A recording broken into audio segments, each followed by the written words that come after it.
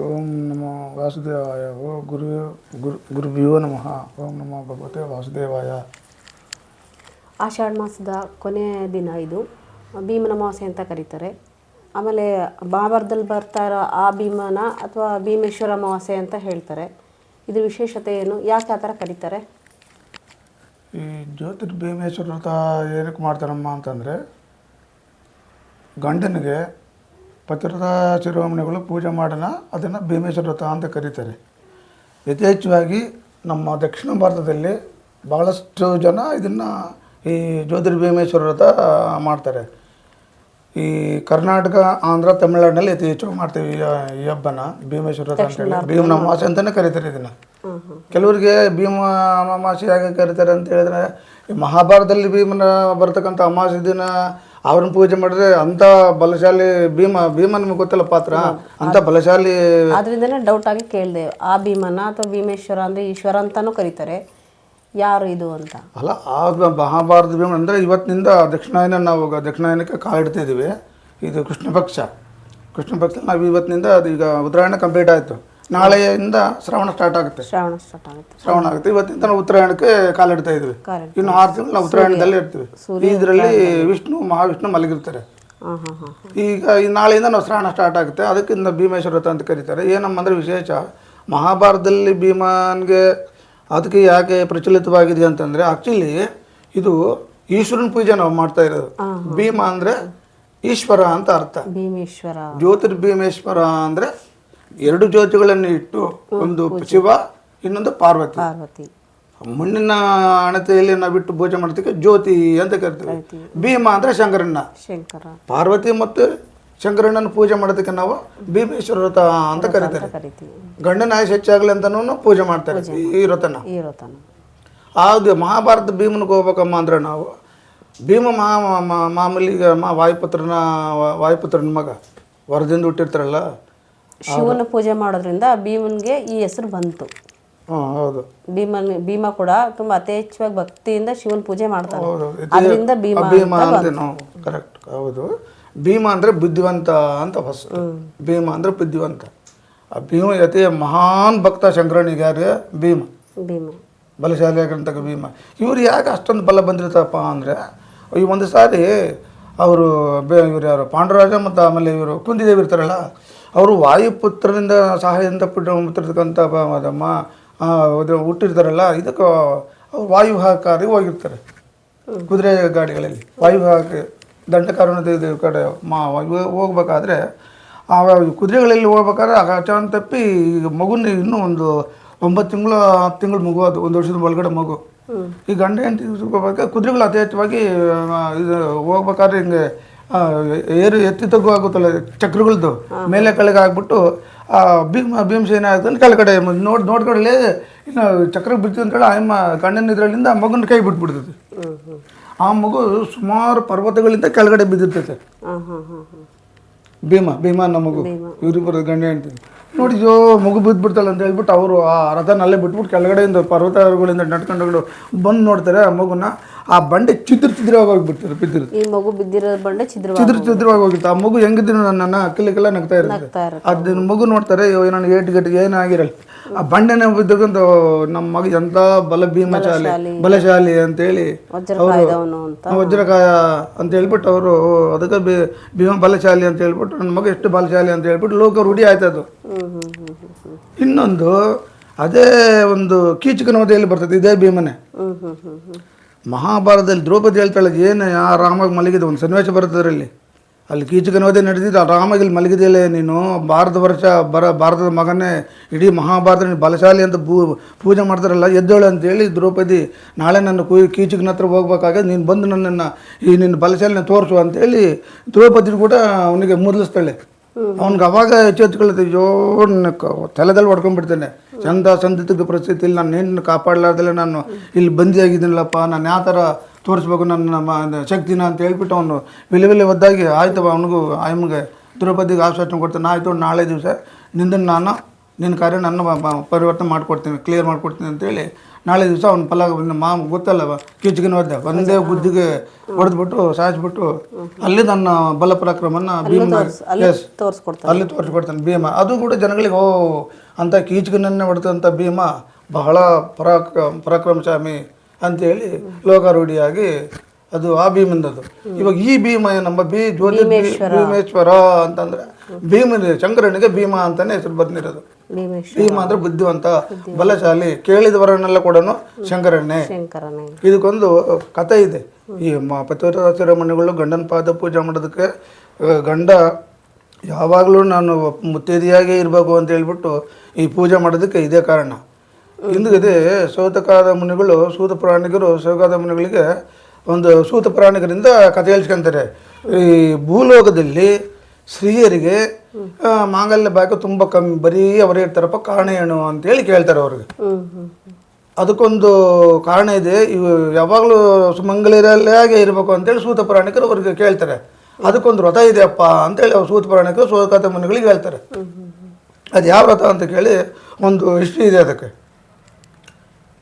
ಗಂಡು ಯಾವಾಗಲೂ ಹಂಗೆ ಇರಬೇಕು, ಪತಿವ್ರತ ಶಿರೋಮಣಿ ಆಗಿರಬೇಕು. ಅದಕ್ಕೊಂದು ಕಥೆ ಇದೆ ಅಂತ ಹೇಳ್ಬಿಟ್ಟು ಸೂತ ಪುರಾಣಿಕರು ಸೌಕಾದ ಮುನಿಗಳಿಗೆ ಹೇಳ್ತಾರೆ. ಹಿಂದಕ್ಕೆ ಒಬ್ಬ ವಜ್ರಬಾಹು ಅಂತೇಳಿ ಒಬ್ಬ ಮಹಾರಾಜ ಇರ್ತಾನೆ. ವಜ್ರಬಾಹು ಅಂತೇಳಿ ಅವನ ಮಗ ಜಯಶೀಲ. ಹಾಂ, ಆ ಜಯಶೀಲನಿಗೆ ಒಬ್ಬೇ ಮಗನೇ. ಬೇಕಾದಷ್ಟು ರಾಜರಲ್ವಾ, ಆಳು ಕಾಳುಗಳು, ಸೌದೆ ಧಾನ್ಯಗಳು, ಆಳು ಕಾಳೆಲ್ಲ ಇರ್ತವೆ, ಭಾಳ ಶ್ರೀಮಂತವರು. ಇರೋದು ಒಬ್ಬೇ ಮಗ, ಮದುವೆ ಮಾಡ್ಬೇಕು ಅಂತಿರ್ತಾನೆ. ಆ ಮಗನಿಗೆ ಆಯುಷ್ ಕಮ್ಮಿ ಇರ್ತದೆ. ಇನ್ನೊಂದು ಮಗನಿಗೆ ಮದುವೆ ಮಾಡೋಣ ಅಂತ ಹೇಳಿ ಇಲ್ಲಿ ಹೆಣ್ಣು ಹುಡುಕಾಕಿ ನೋಡ್ತಿರ್ತಾನೆ. ಆ ಮಗನಿಗೆ ಅದು ಆಯುಷ್ ಕಮ್ಮಿ ಅಂತ ಹೇಳಿರ್ತದಲ್ಲ, ಆ ಮಗ ಸೊತ್ತೆ ಹೋಗ್ಬಿಡ್ತಾನೆ. ಆ ಸೊತ್ತು ನನ್ನ ತಂದೆ ಆಗಿರಿದ್ರೆ ಮಗನ ಮದುವೆ ಮಾಡಲೇಬೇಕು, ಸತ್ಯಣಕ್ಕಾಗಲಿ ನನ್ನ ಮದುವೆ ಮಾಡ್ಬೇಕಂತ ತೀರ್ಮಾನ ಮಾಡ್ಬಿಡ್ತಾನೆ. ಸತ್ಯಣಕ್ಕೆ ನನ್ನ ಮದುವೆ ಮಾಡ್ಬೇಕು ನನ್ನ ಮಗ. ಅವಾಗ ನನ್ನ ತಂದೆನ ಒಂದು ಋಣ ಭಾರ ತೀರ್ಸ್ಕೊಳಂಗೆ ಆಗ್ತಾನೆ 4-6 ಜನದಲ್ಲಿ ಅಂತೇಳಿ ಇದು ಮಾಡ್ತಾನೆ. ಹಂಗೆ ಹೇಳ್ಬಿಟ್ಟು ಇಲ್ಲಿ ಎಲ್ಲ ಪಕ್ಕ ಸಾಮಾನ್ಯ ಜನಗಳು ಕೂಡ ಪಕ್ಕನಾಗ್ತಾರೆ. ಸತ್ಯಣ್ಣಗೆ ಅವನನ್ನು ಪೂಜೆ ಮಾಡ್ತಾರೆ, ಇವನಂತ ಹುಚ್ಚು ರಾಜ ಇರ್ಬೇಕು ಅಂತ ಹೇಳಿ ಹೆಣ್ಣಿಕೆ ಪೂಜೆ ಮಾಡ್ತಾರ ಅಂತ ಜನಗಳೆಲ್ಲ ಒಬ್ಬೊಬ್ಬರು ಗುಚ್ಚು ಮಾತಾಡಿದ ನಕ್ಬಿಡ್ತಾರೆ, ಅವೆಲ್ಲ ಮಾಡ್ತಾರೆ. ಅವನದೇನು ಈಡೇರ್ಜಿ ಹೇಳಿ ನನ್ನ ಮಗನ ಮದುವೆ ಮಾಡಲೇಬೇಕು, ಯಾರಪ್ಪ ಕೊಡ್ತಾರೆ ನನಗೆ ಹೆಣ್ಣು ಅಂತ ಅವ್ರು ಮಾತಾಡ್ತಾರೆ. ಇಲ್ಲ ನಾನು ಮದುವೆ ಮಾಡಲೇಬೇಕಂತ ಹೇಳ್ಬಿಟ್ಟು ಒಬ್ಬ ಮಾಧವ ಶರ್ಮಾ ಅಂತೇಳಿ ಬ್ರಾಹ್ಮಣ ಇರ್ತಾನೆ. ಅವನಿಗೆ 5 ಜನ ಹೆಣ್ಣು ಮಕ್ಕಳು, 9 ಜನ ಗಂಡು ಮಕ್ಕಳು. 9 ಜನ ಗಂಡು ಮಕ್ಕಳು, 5 ಜನ ಹೆಣ್ಮಕ್ಳು. ಈ ಬಡತನಕ್ಕೆ ಭಾಳ ಮಕ್ಕಳು ಅಂತ ಹೇಳ್ತಾರೆ. ಬಡತನಕ್ಕೆ ಅದು ಲೋಕರೂಢಿನೇ ಅದು. ಹೌದು, ಹಾಂ, ಬಡತನಕ್ಕೆ ಭಾಳ ಮಕ್ಕಳು ಅಂತೇಳ. ಆವಯ ಪಾಪ ಬ್ರಾಹ್ಮಣ ಬಡ ಶರ್ಮನಿಗೆ 5 ಜನ ಗಂಡು ಮಕ್ಕಳು, 9 ಜನ ಹೆಣ್ಣು, 9 ಜನ ಗಂಡು ಮಕ್ಕಳು, 5 ಜನ ಹೆಣ್ಮಕ್ಳು.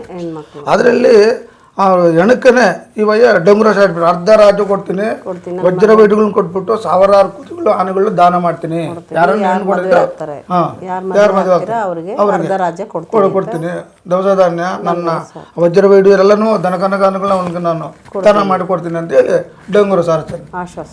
ಅಲ್ಲಿ ನಾನು 5 ಜನ ಮಕ್ಕಳಿದ್ರಲ್ಲಿ ಯಾರನ್ನ ಒಬ್ಬರಿಗೆ ಕೊಟ್ಬಿಟ್ರೆ ನಂದು ಬಡತನ ಬಯಲಾಗ್ಬೋದೇನೋ ಅಂತ ಹೇಳ್ಬಿಟ್ಟು ಅವನು ಮಾಧವ ಶರ್ಮ ಏನು ಮಾಡ್ತಾನೆ, ಒಂದು ಗಂಡೆ ಅಂತ ಯೋಚನೆ ಮಾಡಿಬಿಟ್ಟು ರಾತ್ರಿಗೆ ಯೋಚನೆ ಮಾಡಿ ಬೆಳಿಗ್ಗೆ ಸ್ವಾಮಿ ನಾವು ರಾಜರೇ ನಾವು ರೆಡಿ ಇದ್ದೀವಿ ಕೊಡೋದಕ್ಕೆ, ನಮ್ಮ ಬಡತನ ಅದರಿಂದ ನಾವು ಒಂದು ಮಗಳಿಗೆ ದೊಡ್ಡ ಮಗಳಿಗೆ ಮದುವೆ ಮಾಡಿ ನೀವು ಏರ್ಪಾಡು ಮಾಡ್ಕೊಳ್ಳಿ ಅಂತೇಳಿ ತಂದು ಅವ್ರಿಗೆ ರಾಜನಿಗೆ ಹೇಳಿ ಹೋಗ್ಬಿಡ್ತಾರೆ. ರಾಜ ಯಥಾಸ್ಥಿತಿ ಎಲ್ಲರಿಗೂ ಊರು ಡೊಂಗರ ಸಾರಿದ ಎಲ್ಲರಿಗೂ ಮದುವೆ ಬರಬೇಕು ಅಂತ ಹೇಳ್ಬಿಟ್ಟು ಆ ಅಮ್ಮನ ಅವ್ರ ಮನೆಯಿಂದ ಮೊದಲಿಗೆತ್ತನ ರೆಡಿ ಮಾಡ್ಕೊಂಡು ಬಂದರು. ಇನ್ನೇನು ಇದು ಎಣ್ಣ ವಾಸನೆ ಬರ್ತಿತ್ತಲ್ಲ, ಇದು ಜನಗಳು ಬರೇ ಇಲ್ಲ ಬೆಳಿಗ್ಗೆ ಸಾಯಂಕಾಲದ ನಾಳೆ ಅವ್ರು ಬರೋಕ್ಕಾಗಲ್ಲ, ಅಲ್ಲಿ ಇದಾಗುತ್ತೆ, ನೀವು ಅಲ್ಲೇ ಮಾಡ್ಕೊಳ್ಳಿ ಮದುವೆ. ಎಲ್ಲಿ ಸ್ಮಶಾನದಲ್ಲಿ ಹೆಣ್ಣು ಎತ್ರಿ ಅಲ್ಲೇ ಮಾಡ್ಕೊಳ್ಳಿ, ಅಲ್ಲೇ ಹೆಣ್ಣಕ್ಕೆ ಏನು ಸಿಂಗಾರ ಮಾಡ್ಕೊಂಡು ಆ ತಾಳಿ ಕಟ್ತೀನಿ ಜನಗಳು ಹೇಳಿದ್ರು. ಇಲ್ಲೇ ಹಂಗೆ ಊರಾಗ ಹಂಗೆ ಮಾಡ್ತದೆ, ಅಲ್ಲಾದ್ರೆ ನಿನ್ನ ತಣ್ಣಕ್ಕಾದ್ರೆ ಹಂಗೆ ಬೆಂಕಿ ಹಚ್ಬೋದು, ಊರಿಗೆ ಹಂಗೆ ಅಲ್ಲಿ ಕಾರ್ಯಗಳೆಲ್ಲ ಎಲ್ಲ ಮಾಡ್ಕೊಳ್ಳಿ ಅಂತೇಳಿ ಅದು ಸ್ಮಶಾನದಲ್ಲಿ ಹೆಣ್ಣಕ್ಕೆ ಏನು ಬೇಕಲ್ಲ ಸಿಂಗಾರ ಮಾಡಿ ಮೊದ್ಲಿಂದ ಮಾಡ್ತಾರೆ. ಈಗ ನೋಡಿ ಅವತ್ತಿಂದು ಜನ ಸುಳ್ಳೆಲ್ಲ ಇದು ಏನು ಹೆಣ್ಣಕ್ಕೆ ಸಿಂಗಾರ ಮಾಡ್ತಾನೆ ಇವನಂತ ನೋಡು, ಇದೇ ಪರ್ಪಸ್ಗೆ. ಹೌದು, ಸನಾತನ ಧರ್ಮದಿಂದ ಏನು ಚಾತುಗಳು ನಾವು ಮಾಡ್ಕೊಂಡು ಬಂದಿದ್ವಿ ಅದು ಪಕ್ಕ. ಅದು ಹಿಂದಿನ ಕಾಲದಲ್ಲಿ ಏನು ಹಿಡಿದ ಕರೆಕ್ಟ್ ಅದು ಇದಕ್ಕೆ ಈ ರೀಜನ್ಗೆ ನಾವು ಸಿಂಗಾರ ಮಾಡ್ತೀವಿ, ಪ್ರಾಣ ಬರ್ಬೋದೋ ಏನೋ ಅಂತ. ಹೆಣ ಸುತ್ತಲೂ ನೋಡ್ತಿರ್ತಂತೆ, ನಾನು ಏನು ಮಾಡ್ತಿರ್ತಾರೋ ಅಂತ ನೋಡ್ತಿರ್ತದಂತೆ. ನನಗೆ ಯಾವ ಥರ ಮಾಡ್ತಿದ್ದಾರೆ, ಯಾರ ಸೇವೆ ಮಾಡ್ತಿದ್ದಾರೆ, ನನಗೆ ಹೆಂಗೆ ಸಿಂಗಾರ ಮಾಡ್ತಾರೆ, ಹೆಣ ನೋಡ್ತಿರ್ತದಂತ ಪಾಪ. 11 ದಿವಸ ನಮ್ಮ ಮನೆ ಸುತ್ತಲೂ ಇರ್ತದಂತ ಹೆಣ ಅದು. ಅದು ಆತ್ಮ. ಆತ್ಮ ನನಗೇನು ಮಾಡಿ ಯಾವ ಥರ ನನ್ನ ನೋಡ್ಕೊಂತಿದ್ದಾರೆ, ನನ್ನ ಬಂಧು ಬಳಗ ಎಲ್ಲ ಬಂದಿದ್ದಾರಾ, ಎಲ್ಲರೂ ಬಂದಿದ್ದ ಅದು ಸಂತೋಷ ಪಡ್ತದಂತೆ ಹೆಣ.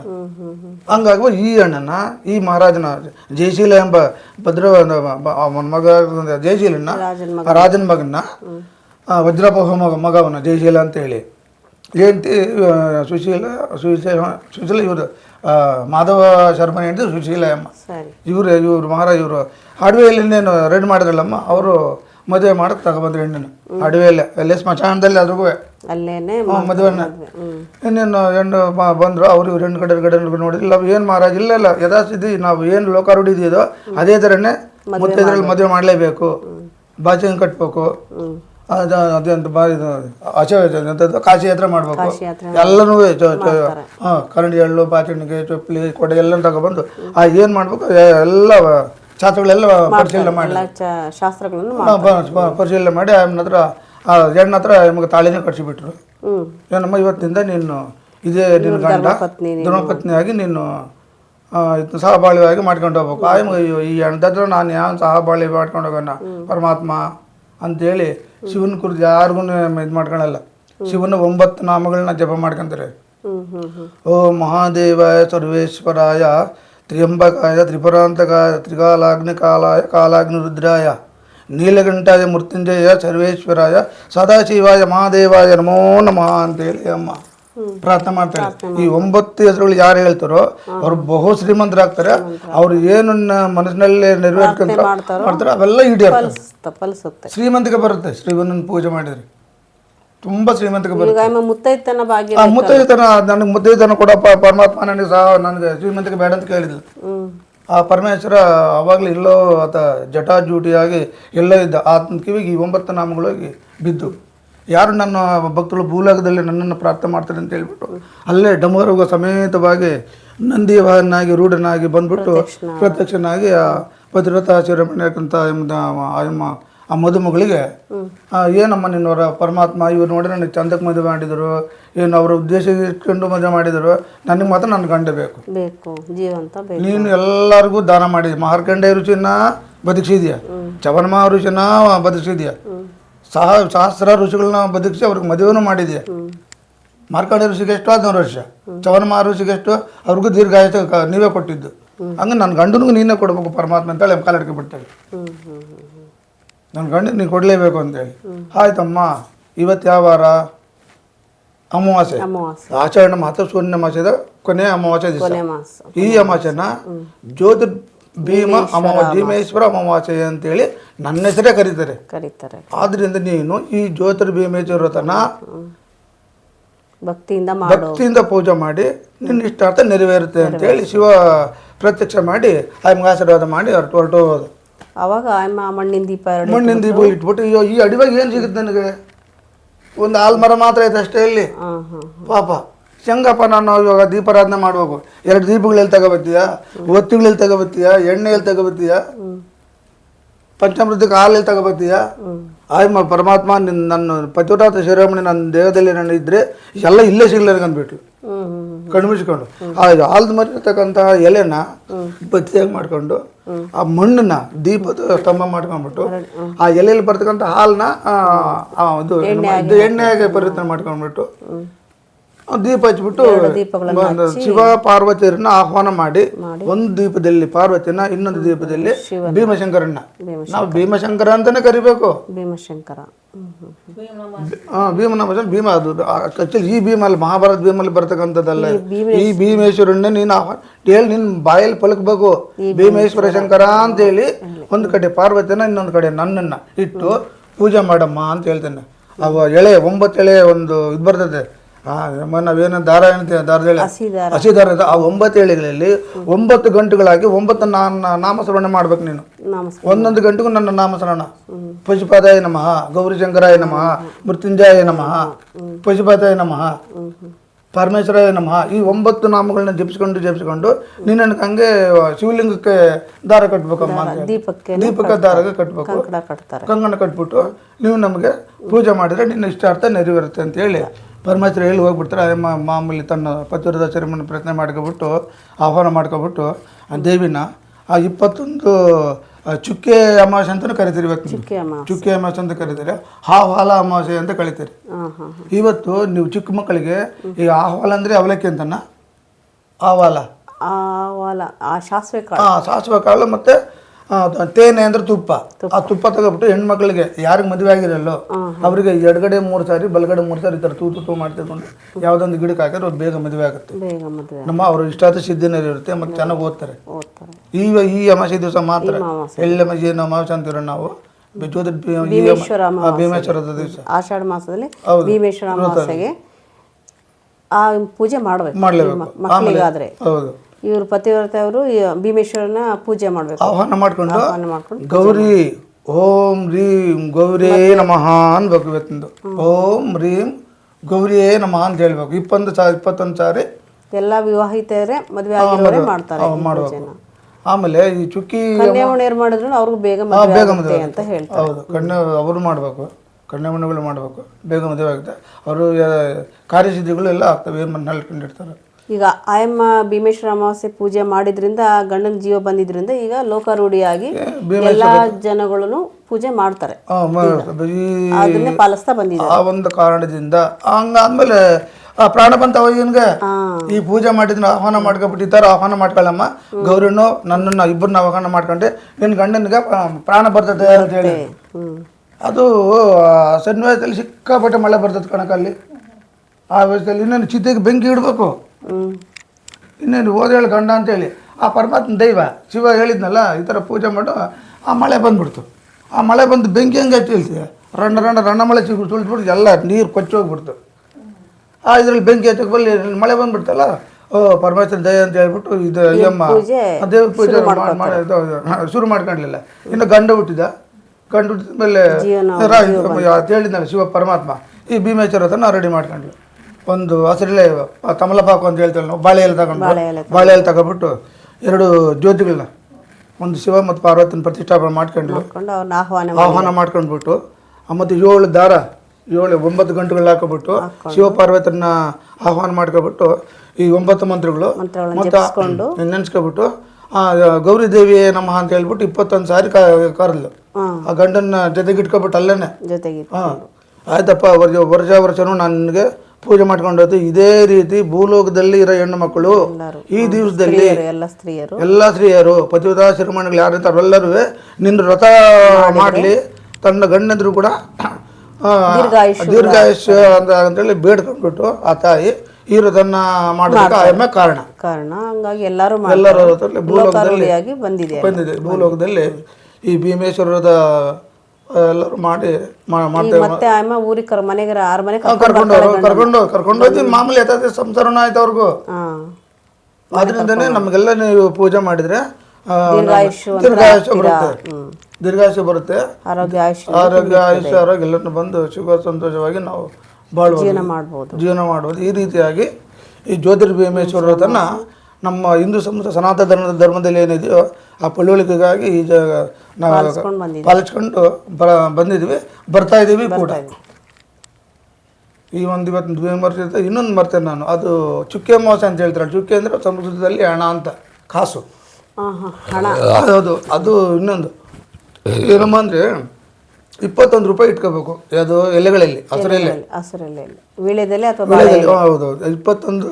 ಆಮೇಲೆ ಆಯ್ಮನ್ನ ಹೋಮ್ ಅಂತೇಳಿ 25 ಎಲೆ ಮೇಲೆ ಬರಿಬೇಕು ಹಾಕಿ. ಮತ್ತೆ ನಾವು ಅಕ್ಷತೆಗಳನ್ನ ಹಾಕ್ಬೇಕು. ಅಕ್ಷತೆಗಳನ್ನ ಹಾಕ್ಬಿಟ್ಟು ಒಂದು ಕಡೆ ಗೌರಿ ದೇವನ ಇನ್ನೊಂದು ಕಡೆ ಶಿವನ ಪ್ರತಿಷ್ಠಾಪನೆ ಮಾಡಿ ಈ 21 ನಾವೇನು ಮತ್ತೆ ಓಂ ರೀಂ ಗೌರಿಯೇ ನಮಃ ಗೌರಿಯೇ ನಮಃ 21 ಸಾರಿ ನೀವು ಜಪ ಮಾಡಬೇಕು. ಓಂ ಶ್ರೀಂ ಗೌರಿಯೇ ನಮಃ. ಈ 21 ಒಂದೊಂದೇ ಎಣ್ಸ್ಕೊಂಡು ಬರ್ಬೇಕು. ಅವಕ್ಕೆಲ್ಲ 1 ರೂಪಾಯಿ ಇಟ್ಟು ಬರಬೇಕು, 1 ರೂಪಾಯಿ ಇಟ್ಕೋಬೇಕು. ಈಗ ಬೆಳ್ಳಿ ನಾಣ್ಯ ಆಗಲಿ ಬಂಗಾರ ನಾಣ್ಯ ಆಗಲಿ, ಇಲ್ಲ ನಿಮ್ಮಲ್ಲಿ ಯಥಾಶಕ್ತಿ ಆದರೆ ಆ ನಮ್ಮ ನಾಣ್ಯಗಳು ಇಟ್ಕೋಬೋದು. ಇವತ್ತಿನ ದಿವಸದಲ್ಲಿ ಬೆಳ್ಳಿ ದಾನ ಮತ್ತು ಬಂಗಾರದ ದಾನ ಮಾಡಿದ್ರೆ ಸ್ವರ್ಗ ಅವ್ರಿಗೆ ಪ್ರಾಪ್ತಿ ಆಗ್ತದೆ ಇವತ್ತಿನ ದಿವಸದಲ್ಲಿ. ಈ ರೀತಿಯಾಗಿದೆ ಇವತ್ತಿಂದು ಈ ಪೂಜೆ ಅಂತ ನೀವು ಮಾಡಲೇಬೇಕು. ಪ್ರತಿ ಅಮಾವಾಸ್ಯೆ ಬಂದರೆ ಪಿತೃಗಳು ಕಾಯ್ತಾ ಇರ್ತಾರೆ, ನಮಗೆ ತರ್ಪಣ ಕೊಡ್ತಾರೇನೋ ಅಂತ ಹೇಳ್ಬಿಟ್ಟು. ಯಥಾಶಕ್ತಿ ಏನಿಲ್ಲ ಅಂದರೆ ನಮ್ಮ ಬಲಗೈ ಈ ಹೆಬ್ಬೆರಳಿದೆಯಲ್ಲ, ಆ ಹೆಬ್ಬೆರಳ ಮೇಲೆ ನೀರು ಸುಡ್ಕೊಂಡ್ರು ಕೂಡ ತೃಪ್ತಿ ಅವ್ರು ತೃಪ್ತಿ ಆಗ್ತಾರೆ. ತೃಪ್ತಿ ಆಗ್ತಾರೆ. ಯಾರು ನಮ್ಮ ಇವರು ಪಿತೃಗಳು. ಇವತ್ತು ನಾವು ಹಬ್ಬ ಮಾಡಲೇಬೇಕು. ದೇವರಿಗೆ ದೇವರುಗಳಿಗೆ ಗುರುಗಳಿಗೆ ದೇವರುಗಳಿಗೆ ಪಿತೃ ಕೊಡಬೇಕು, ಆಯ್ತಾ? ಗುರುಗಳಿಗೆ ಹಿಂಗೆ ಪಿತೃ ಕೊಡಬೇಕು, ದೇವರಿಗೆ ಗುರುಗಳಿಗೆ ಹಿಂಗೆ ಕೊಡಬೇಕು, ಹಿಂಗೆ ಪಿತೃಗಳಿಗೆ ಹಿಂಗೆ ಕೊಡಬೇಕು. ಇವತ್ತು ಅಮಾವಾಸ್ಯೆ ದಿವಸ ಕೊಡಲೇಬೇಕು ಪಿತೃಗಳಿಗೆ. ಇವತ್ತು ಯಾರು ಕೊಡ್ತಾರೋ ಪಿತೃಗಳಿಗೆ ಇದು ತರ್ಪಣ ಯಾರು ಮಾಡ್ತಾರೋ ಪ್ರತಿ ಅಮಾವಾಸ್ಯೆ ಮಾಡಿ. ಇವತ್ತು ವಿಶೇಷವಾಗಿ ಭೀಮೇಶ್ವರ ಅಮಾವಾಸ್ಯೆಯಿಂದ ಎಲ್ಲರೂ ಸ್ವರ್ಗಸ್ಥರಾಗ್ತಾರೆ. ನಮಗೂ ಸ್ವರ್ಗ ಸಿಗ ಅವರೇ ಕರ್ಕೊಂಡು ಹೋಗ್ತಾರೆ. ಇವತ್ತು ನಮ್ಮ ಮನೆ ಬಾಗಿಲು ಕಾದಿರ್ತಾರೆ. ಅವರು ಇವತ್ತು ನನ್ನ ಇಡ್ತಾರೇನೋ, ಇವತ್ತು ನನಗೆ ನೀರು ಹಾಕ್ತಾರೇನೋ, ಇವತ್ತು ಊಟ ಮಾಡಿ ತರ್ಪಣ ಬಿಡ್ತಾರೇನೋ ಅಂತೇಳಿ ಪ್ರತಿ ಅಮಾವಾಸ್ಯೆಗೂ ನಮ್ಮ ಮನೆ ಬಾಗಿಲು ಮುಂದೆ ನಿಂತಿರ್ತಾರೆ, ಪಾಪ ಕಾದೇ ಇರ್ತಾರೆ. ಅವತ್ತು ಇವತ್ತಿನ ದಿವಸದಲ್ಲಿ ನಾವು ಈ ಅಮಾವಾಸ್ಯೆನ ಪ್ರತಿ ಅಮಾವಾಸ್ಯೆನೂ ನಾವು ಇದೇ ಥರ ಮಾಡ್ಕೊಂಡು ಹೋದ್ರೆ ನಮ್ಗೆ ಯಾವುದೇ ಒಂದು ತೊಂದರೆಗಳಿರೋದಿಲ್ಲ. ಅಷ್ಟೈಶ್ವರ್ಯಗಳು ದೇವರು ನಮಗೆ ಕೊಟ್ಟು ನಮ್ಮನ್ನು ಕಾಪಾಡ್ತಾನೆ ಆ ಶಂಕರ ಅಂತೇಳಿ ಇವತ್ತಿಂದು ನಾನು ಕತೆ ಮುಗಿಸ್ತಾ ಇದ್ದೀನಿ. ಇದೇ ಒಂದು ಭೀಮೇಶ್ವರ ಅಥವಾ ಜ್ಯೋತಿರ್ಭೀಮೇಶ್ವರದ ಒಂದು ಕಥೆಯ ಹಿನ್ನೆಲೆ. ಸರ್ವೇ ಜನ ಸುಖಿನೋ ಭವಂತು, ಸನ್ಮಂಗಳಾನಿ ಭವಂತು.